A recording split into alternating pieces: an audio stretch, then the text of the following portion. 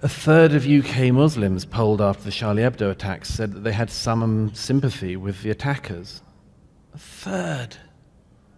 I happen to be gay, and I'm not delighted by some of the attitudes you can still hear from churches here about homosexuality. But in my own country, there was a poll in 2009 that found among British Muslims 0% thought that you should be tolerant towards homosexuality.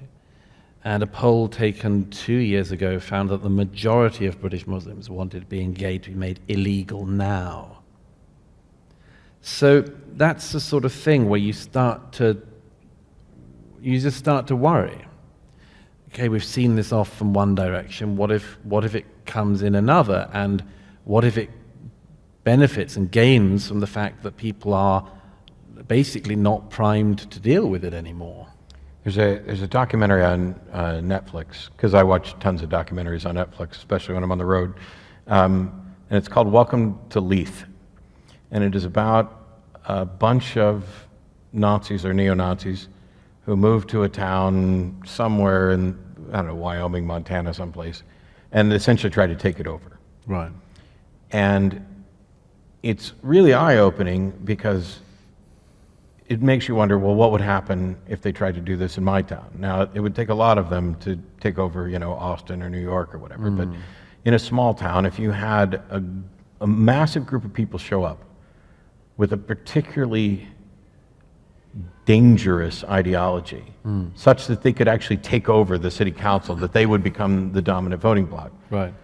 What protections do you have? Right. In this case, I'm interested in we're looking at exploring this as a project. There are a number of towns that have been taken over by religious ideologies. There are towns that are almost exclusively Mormon or Hasidic Jew, and I have concerns about the constitutional rights of the individuals who live in those towns. Sure. Because in the States, the default is, you really can't have any power, because we've got the Constitution and it's there to protect us.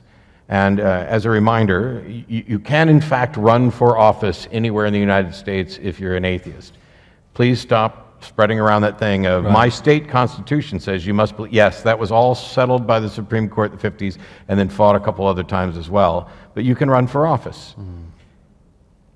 But we had to fight it in court just to show what the Constitution says.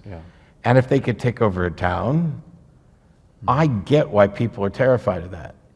Wouldn't it be a more practical solution? I don't know how this applies in the UK, but to just make sure that our laws are such that people can exercise their religious freedom, but they can't, there's the old joke about the Constitution, two wolves and a sheep are arguing over what's for dinner.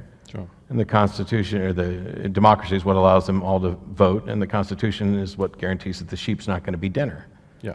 And it seems that we can enforce those ideas so that people can have their preferred culture, provided it can coexist with the surroundings. Yeah, the moment that's what we're really struggling with across Europe at the moment, is to work out where the moments are where you tread over the rights of others in a way that's unacceptable, and also then what you do about it.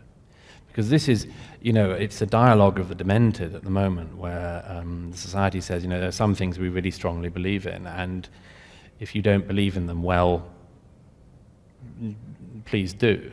It's not very assertively made. There's a sort of, well, what happens if I don't? Well, please do.